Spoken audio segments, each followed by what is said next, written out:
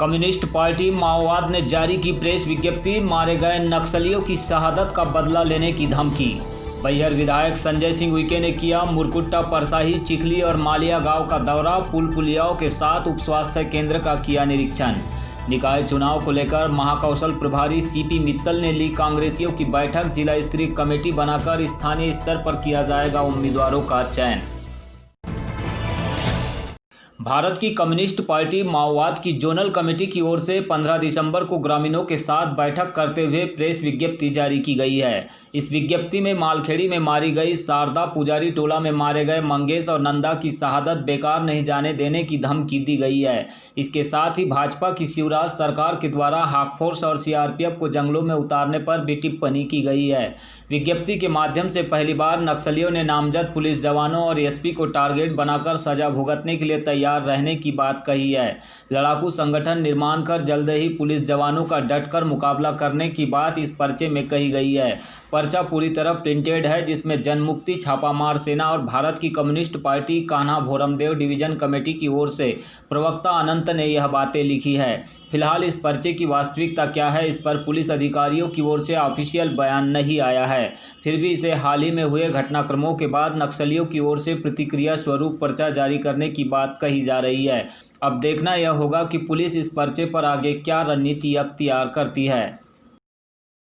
जैसा कि पिछली कुछ घटनाओं में भी देखा गया है, जो हमने एक नक्सली को जिंदा गिरफ्तार किया था, बादल को, उससे भी पूछताछ में कई रोचक तथ्य सामने आए थे कि दलम में कुछ ऐसे युवाओं को भी भड़का के नक्सली बना लिया गया है जो अब उस दलम के साथ नहीं रहना चाहते हैं, वापस अपने परिवार में जाना चाहते हैं, परंतु उन्हें कोई रास्ता नहीं मिल रहा है, उनको जानकारी का अभाव है। तो आपसे मीडिया के माध्यम से मैं ये अपील करना चाहता हूँ कि जो भी इस तरह के गलत प्रभाव में आके ये दलम में जुड़ गए हैं और यदि उनके मन में जरा सी भी एक विचार है कि हम सरेंडर करके वापस अपने गांव परिवार जाना चाहते हैं, तो बालाघाट पुलिस से संपर्क करें। आप डायरेक्ट किसी भी मीडिया कर्मी से या डायरेक्ट किसी आप थाने नहीं जाना चाहते हैं तो आप एसपी ऑफिस आ जाएं और यहाँ आकर आपकी सुरक्षा की पूरी गारंटी मेरी तरफ से और आपको सरेंडर करने में पूरा सहयोग हमारी तरफ से शासन की नीति अनुसार किया जाएगा।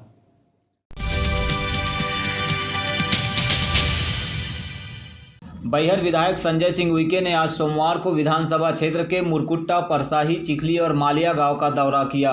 इस दौरान उन्होंने ग्रामीण क्षेत्र में विकास कार्यों की गुणवत्ता का निरीक्षण किया और ग्रामीणों से मुलाकात कर उनकी समस्याओं पर चर्चा की। बताया गया कि मुरकुट्टा, परसाही में टूटे हुए पुल पुलियाओं का निरीक्षण कर उनके मरम्मतीकरण के लिए अधिकारियों को निर्देशित किया गया। साथ ही मालिया में लोकार्पण के बाद उप स्वास्थ्य केंद्र की पाइप के टूटे होने और अन्य लापरवाहियों के लिए ठेकेदार को तत्काल इसके मरम्मतीकरण के लिए आदेशित किया गया। आपको बता दें कि बैहर से विधायक संजय सिंह उइके लगातार क्षेत्र के अंतर्गत आने वाले विभिन्न गांवों का दौरा कर वहां की जन समस्याओं के निराकरण की पहल करने पर काम कर रहे हैं।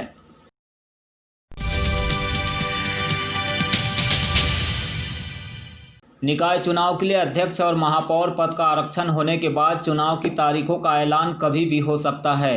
कांग्रेस ने चुनावी रणनीति पर काम तेज कर दिया है। कांग्रेस ने तय किया है कि उम्मीदवारों का चयन करने के लिए जिला स्तर पर कमेटियां गठित होंगी, जिसमें क्षेत्र के विधायक भी शामिल होंगे। यह जानकारी अखिल भारतीय कांग्रेस पार्टी के सचिव महाकौशल प्रभारी सीपी मित्तल ने मीडिया से चर्चा में दी। उन्होंने कहा कि पूर्व मुख्यमंत्री कमलनाथ ने यह फार्मूला तय किया है कि स्थानीय स्तर पर ही उम्मीदवारों का चयन होगा। इसके लिए कमेटियों का गठन किया जा रहा है। इन कमेटियों में एक महिला सदस्य, क्षेत्र के पूर्व विधायक और विधायक सहित नेता प्रतिपक्ष नगरपालिका को भी शामिल किया जाएगा। इसके बाद ही उम्मीदवारों की चयन की घोषणा होगी। उन्होंने प्रदेश में कांग्रेस के कमजोर पड़ने वाले सवाल पर कहा है कि कुछ गद्दारों की वजह से सरकार जरूर चली गई है, लेकिन इससे कांग्रेस कमजोर हुई, यह कहना बिल्कुल गलत है। कांग्रेस मजबूत है और यह 2023 के विधानसभा चुनाव में स्पष्ट तौर पर दिखाई भी देने वाला है। मैं तो यहाँ पे संगठन के काम के लिए आया हूँ और साथ में जो अभी नगर परिषद और नगर पंचायत के चुनाव हैं उसके बारे में एक हम आपस में चर्चा कर रहे हैं। उसके बारे में किस प्रकार से एक कमेटी बनाई है माननीय कमलनाथ जी ने, और जो भी सिलेक्शन होगा उम्मीदवारों का वो जिला स्तर पर, और जो हमारे जिस क्षेत्र से विधायक है जो चुनाव लड़े हैं और जो विधायक हैं वही निर्णय करेंगे। ये हमारा इंटरनल मैटर रहता है ना पार्टी का।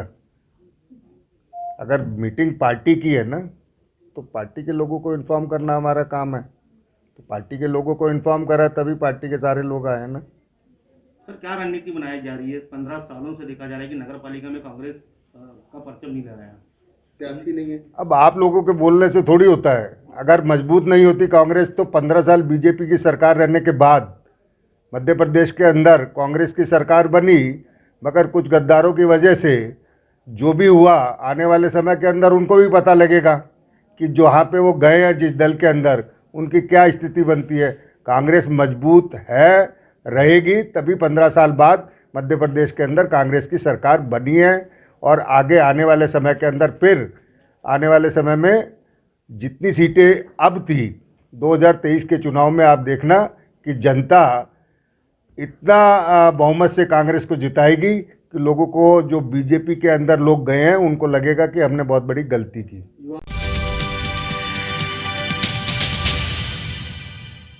पिछले कई वर्षों से देश के कई राज्यों और जिलों में छात्र छात्राओं के उत्थान के लिए कार्य कर रही छू लो आसमान किसने रोका है संस्था का बालाघाट जिले के कई गांवों में कार्यक्रम आयोजित किया गया, जहां जीएसटी भोपाल के एडिशनल कमिश्नर लोकेश लिल्लारे ने ग्रामीण अंचलों के छात्रों को सहयोग करने का भरोसा जताते हुए छात्रों में आत्मविश्वास की ऊर्जा बढ़ा दी। यहाँ छू लो आसमान के बैनर तले गाँव गाँव में हुए कार्यक्रम में होनहार छात्रों को लोकेश लिल्लारे ने शील्ड, प्रमाण पत्र और नगद इनाम देकर हर संभव मदद का भरोसा जताया।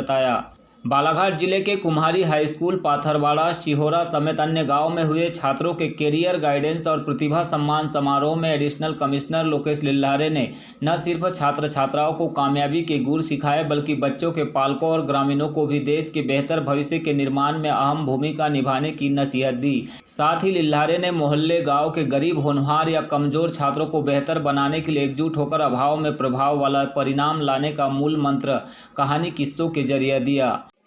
मैं भी किसी सामान्य गांव का रहने वाला एक सामान्य बच्चा था और मुझे भी लगता था कि बड़े अधिकारी, बड़े मंत्री, बड़े अभिनेता, बड़े खिलाड़ियों से मिलना एक सपना है, उनको भगवान अलग से भेजता है।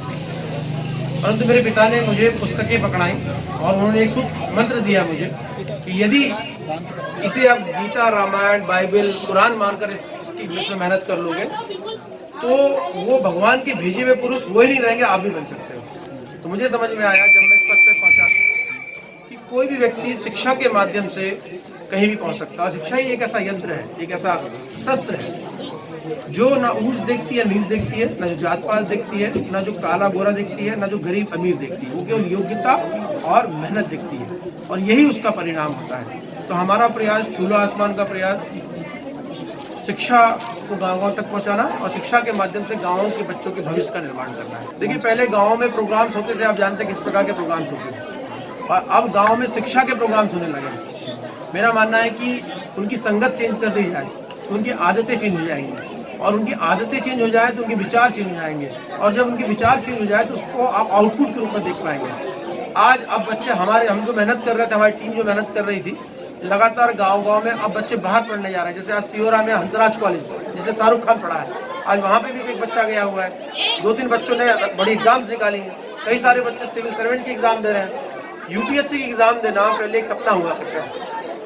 हम सामान्य छोटी-छोटी एग्जाम देने से भी घबरा जाया करते थे, लेकिन आज का समय ऐसा है, इस मोटिवेशनल, इस प्रेरणा संवाद से, इस खुले वातावरण से बच्चों के साथ और पेरेंट्स के साथ एक डिस्कशन करने से ये इस प्रकार का माहौल गांव में पैदा हुआ है कि वो भी अब बड़ी-बड़ी एग्जाम, वो भी doctor, engineer, IIT, civil service जैसे एग्जाम्स को वो बहुत आसानी से कर रहे हैं। भाजपा पार्टी द्वारा 21 दिसंबर 2020 को लामता मंडल के प्रशिक्षण वर्ग का आयोजन सरस्वती शिशु मंदिर परिसर लामता में किया गया। मंत्री रामकिशोर कावरे ने वर्ग को संबोधित करते हुए कहा कि वर्ग की अपनी मर्यादा होती है, कार्यकर्ता को अनुशासन और जिम्मेदारी का पालन करना होता है। उन्होंने भाजपा सरकार की उपलब्धि और योजनाओं की जानकारी प्रत्येक कार्यकर्ता को होनी चाहिए, ऐसी भी बात रखी। कांग्रेस के कुशासन की भी जानकारी होनी चाहिए, ऐसे विचार भी रामकिशोर कावरे ने रखे। कार्यकर्ता जिन्होंने 15 साल तक के मध्य प्रदेश के मुख्यमंत्री आदरणीय शिवराज सिंह चौहान जी की योजना के बारे में नहीं बता पाते, तब मैं हमारे इस वर्ग के माध्यम से हमारे कार्यकर्ताओं से आग्रह करना चाहता हूं, ये वर्ग इसीलिए है कि आपको अपनी सरकार के बारे में, आपको अपने भारतीय जनता पार्टी में क्यों 10 सत्र चलेंगे, बहुत कम लोगों को योजना के बारे में मालूम है। मैं तो पंचायत जाके 14 प्रकार की योजना का लाभ मिलता है वो सारी चीज बताता था। दाह संस्कार के लिए उसमें 5,000 रुपए मिलते हैं,